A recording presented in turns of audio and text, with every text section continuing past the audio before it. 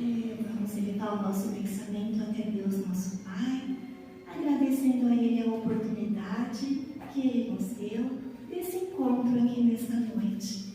Agradecemos pela sua bondade, pelo amparo que tivemos para estar aqui. Agradecemos também aos nossos amigos espirituais que fizeram a preparação desta casa durante todos os dias, durante todo o dia para nos receber. E chegamos aqui, fomos recebidos com amor, com carinho, com o calor da espiritualidade. Agradecemos por isso. Agradecemos a Jesus por estar sempre conosco. E unidos em um só pensamento, vibremos por o nosso companheiro Douglas, que trará o Evangelho da noite de hoje. Obrigada, Jesus. Obrigada, amigos espirituais. Permaneça conosco até o final do Evangelho de hoje. Que assim seja. Graças a Deus.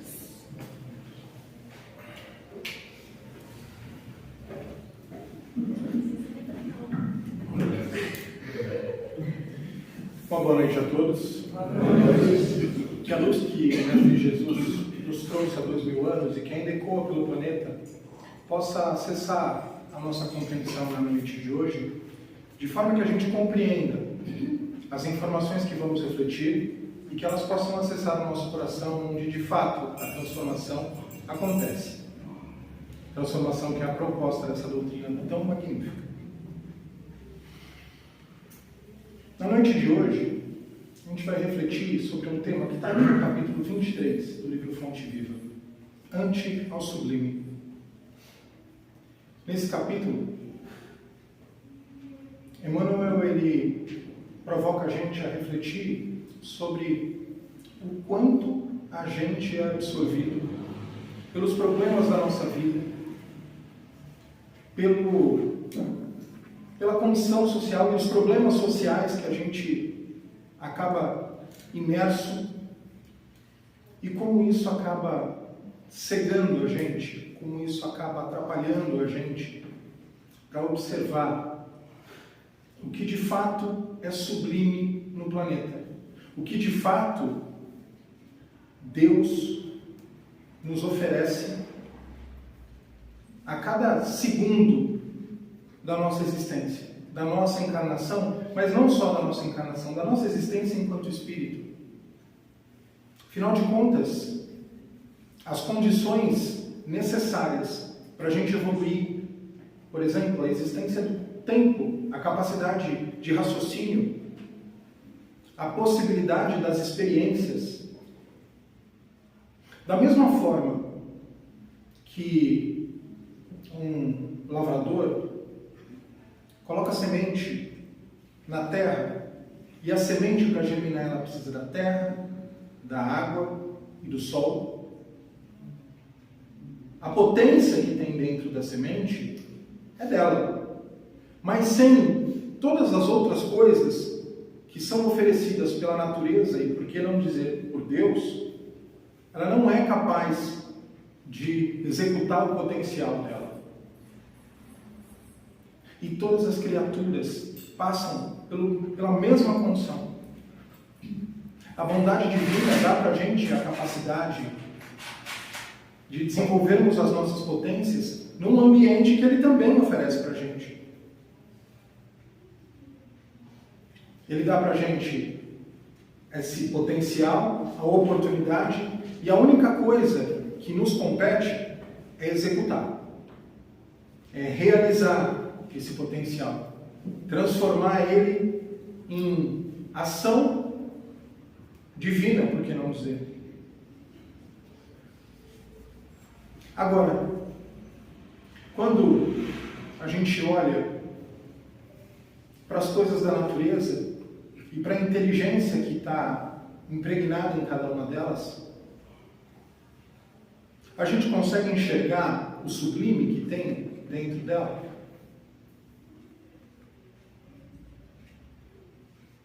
Mais de uma vez, em reflexões de palestras, eu presenciei a provocação de, quando você vai para o seu trabalho, quando você sai, você olha para a árvore, você olha para as coisas que estão à sua volta, e encara isso como um milagre da natureza, mas eu gostaria de ir um pouco mais além do que isso. Jesus ensina para a gente que a ação da prece implica em 3 ações. A gente pede, a gente agradece e a gente louva. A parte do pedido e do agradecimento, a gente está acostumado. Os nossos irmãos cristãos protestantes, eles falam bastante do louvor.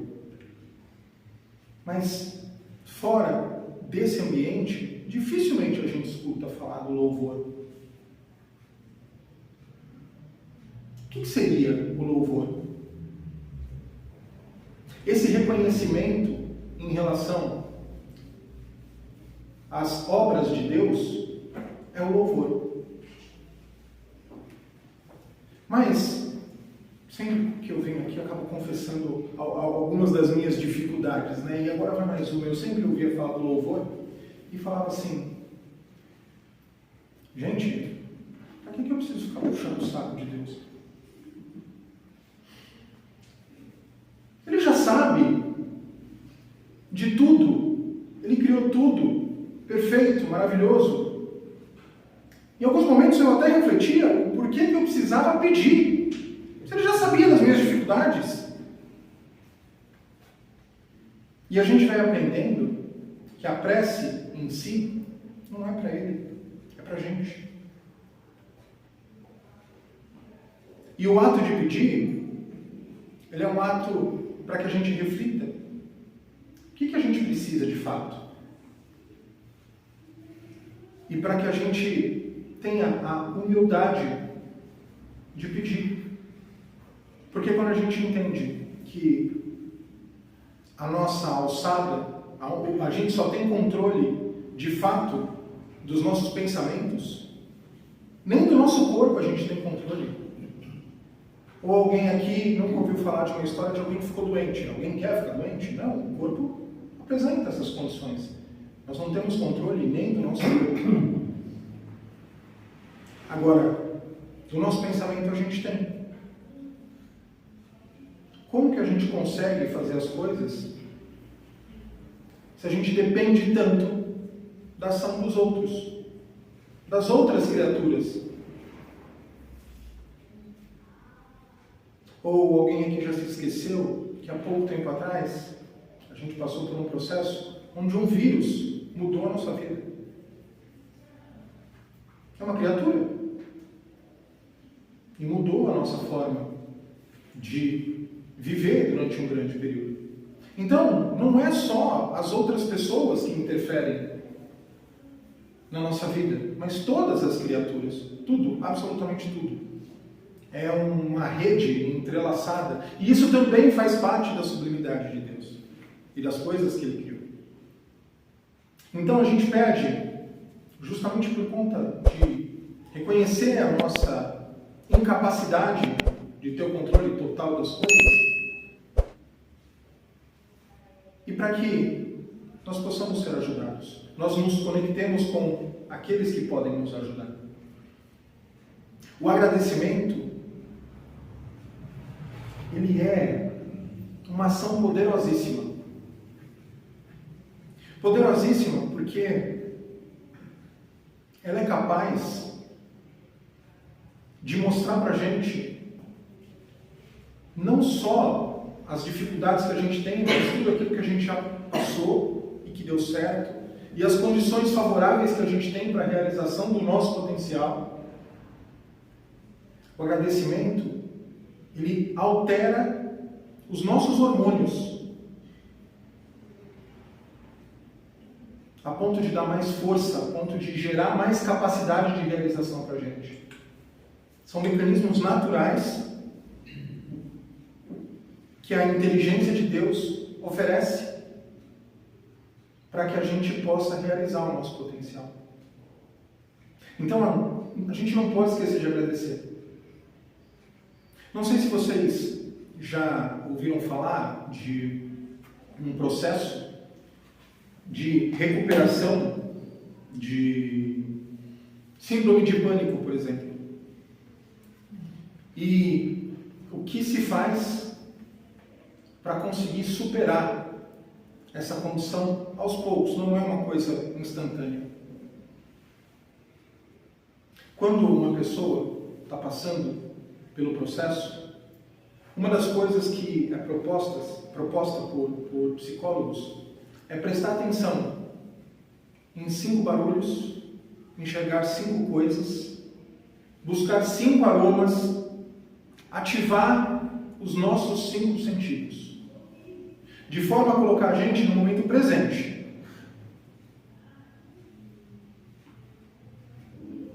Não sei se vocês sabem, o nome disso é meditação. A gente abandonou alguns costumes do passado, alguns conhecimentos milenares, e hoje a gente traz de volta como processos psicológicos, como muita gente chama de mindfulness, nome bonito, né? É a velha e boa meditação. E quando a gente consegue se recuperar, os psicólogos sugerem para a gente fazer o nosso diário de agradecimento. Todo dia tem que escrever no diário de agradecimento 10 coisas pelo que você é grato. E não pode ser repetido. Isso não tem nada de místico. Isso é natural. Isso é químico no nosso corpo. Conforme a gente vai fazendo o diário, a gente começa a reconhecer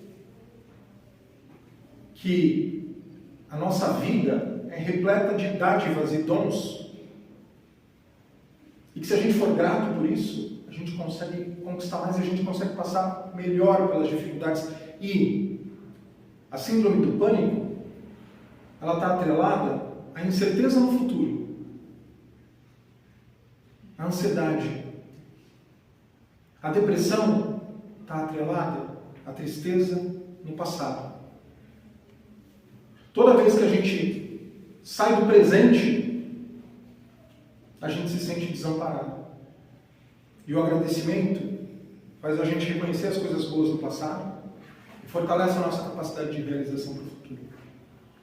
Mas legal, falamos do pedido e do agradecimento. E o louvor? Para que serve o louvor? O louvor, ele coloca a gente em condição de... Tem um trecho do Velho Testamento onde nos é dito que não somos deuses. Deuses com D minúsculo. Mas somos filhos do Criador. E como filhos do Criador, todos os atributos do Pai também precisam ser desenvolvidos em nós. No fim das contas, esse é o nosso trabalho evolutivo. Vocês conseguem lembrar dos atributos de Deus? Aqueles que a gente conhece, porque Ele tem atributos infinitos. E a cada fase da nossa evolução, novos atributos nos são revelados. No Livro dos Espíritos, é dito para a gente o seguinte: a gente pode conhecer a natureza, entender Deus? A resposta é não, porque faltam sentidos para que vocês entendam Deus. Sentido não de direção, sentido de 5 sentidos, sabe? Percepção. Então, a cada fase de evolução, a gente vai ganhando mais percepção. Só que para eu ir para a próxima fase, eu preciso desenvolver os atributos que essa fase atual me demanda. A gente ganhou o livre-arbítrio, a gente ganhou a razão. Como que a gente faz para aplicar tudo isso? Porque isso também faz parte da sublimidade das criações divinas. A gente consegue olhar para uma árvore e falar, nossa, que coisa bonita, olhar para um passarinho e falar, gente, que coisa bela, mas a gente consegue olhar para os nossos atributos, para as dádivas e os dons que nós recebemos e sentir essa condição de Deus imanente em nós. Imanente é o contrário de transcendente. Transcendente é quando a gente passa dos limites que a gente tem. Imanente é o que emana de dentro da gente. A consciência é um exemplo do Deus imanente que a gente tem. Tanto é que, para a gente mesmo, a gente não consegue se enganar, né? Quando a gente faz alguma coisa com uma intenção e a gente fica, não, mas não dá para dar uma desculpa para você mesmo. Você pode até tentar, mas você sabe. Isso é uma gota de Deus dentro de nós. O louvor, ele é um mecanismo que ajuda a gente a nos integrar nessa sublimidade. O louvor não é para Deus. O louvor é para nós. E a hora que eu entendo a magnitude de tudo o que Ele criou, e entendo que eu também fui criado por Ele, isso aumenta o meu potencial de realização.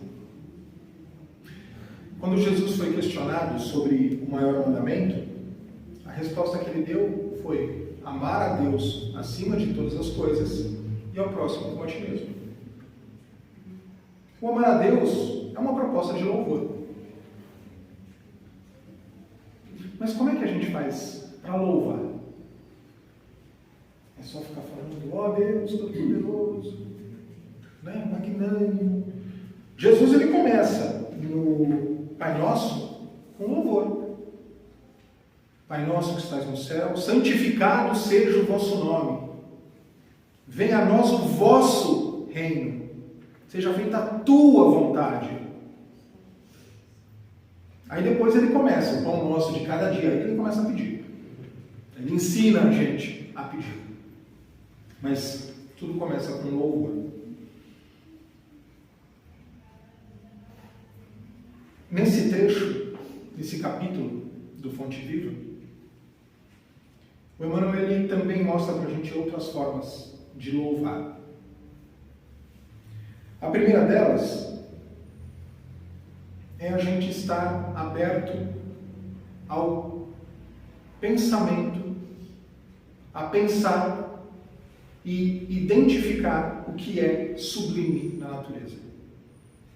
Só o fato da gente reconhecer, passar um tempo dedicando os nossos sentidos, olhando para a natureza, identificando o que é sublime,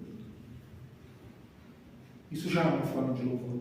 Eu não preciso ficar falando absolutamente nada. Eu sinto o louvor em mim quando eu dedico os meus sentidos a isso. Ouvir o passarinho, ouvir com atenção uma música.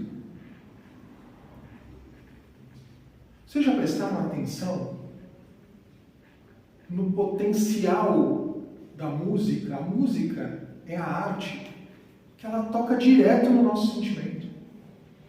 Todas as outras artes, elas acabam passando por camadas até chegar no nosso sentimento de fato. A música não. E é para qualquer sentimento, tanto os mais nobres quanto os mais baixos. A gente precisa tomar muito cuidado com as músicas que a gente ouve. Existem músicas belas, harmonicamente falando, repletas de mensagem ruim.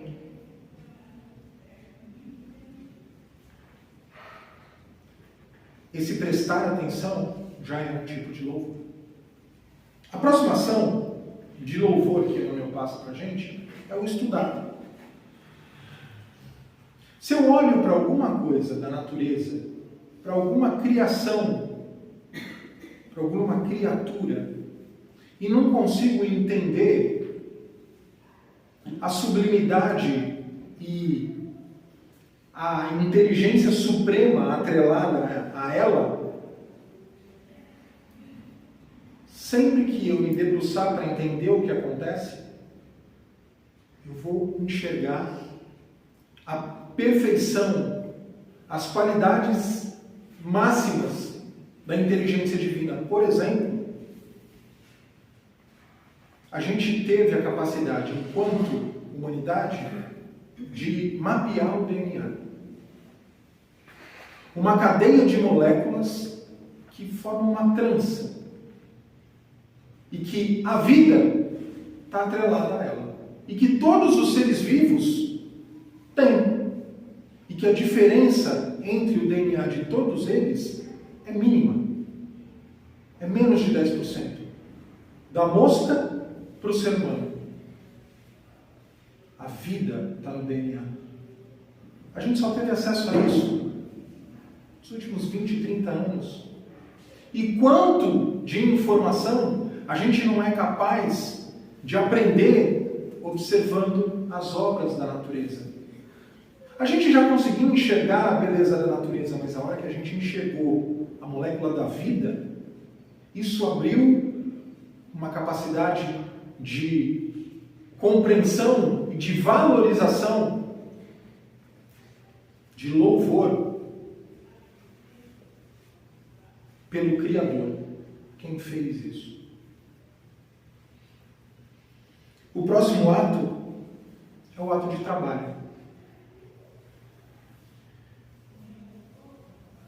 E o último, ele conversa com eles, então eu vou falar junto. É o servir e o trabalhar. Porque para cada item da natureza, criado por Deus, cada um tem uma função. E eu não estou falando só de ser vivo, não. A gota d'água que evapora, se transforma em nuvem, e quando acumulada, se transforma em chuva, levando água para um outro lugar que não tinha antes, isso por si só é criatura divina, trabalhando em prol dos propósitos da harmonia universal.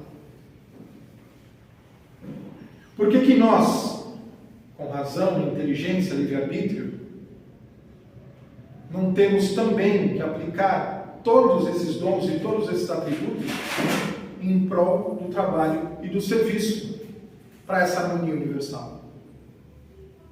Vocês conseguem perceber que o louvor, ele tira a gente da condição que o Espiritismo apresenta, que são os dois piores vícios, que é o orgulho e o egoísmo, e coloca a gente em contato com uma fraternidade que não é só uma fraternidade com os outros seres humanos.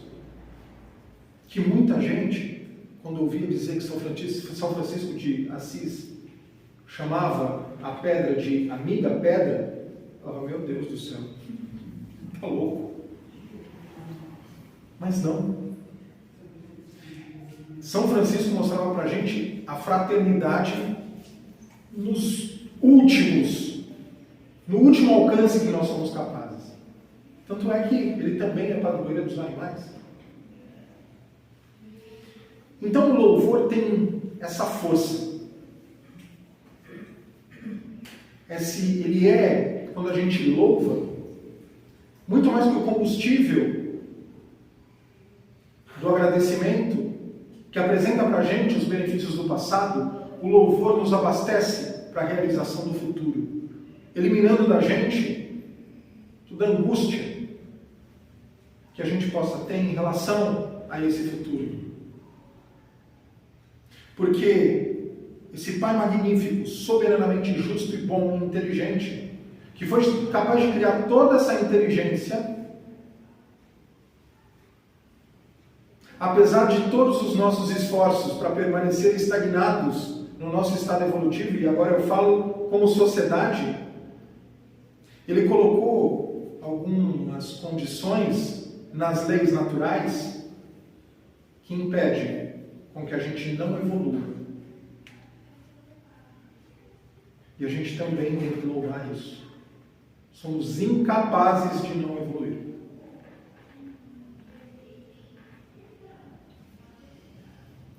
A questão é que quando a gente entende toda a magnitude da criação e se entende como parte disso,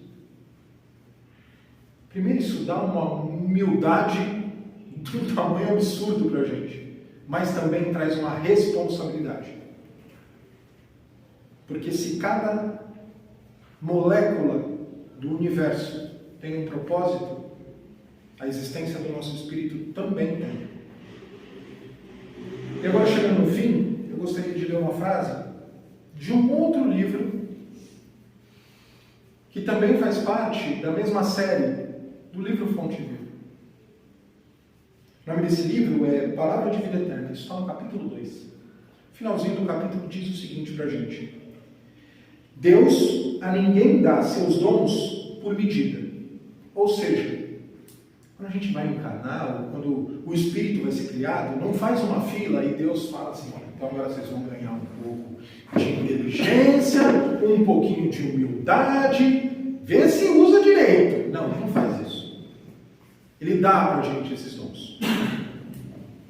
Contudo, cada alma traz consigo a medida que instalou no próprio íntimo para a recepção dos dons de Deus. Quem dá a medida dos dons somos nós. E quando eu louvo, eu aumento essa medida. E eu me torno capaz de aproveitar mais e mais os dons de Deus. Boa noite a todos.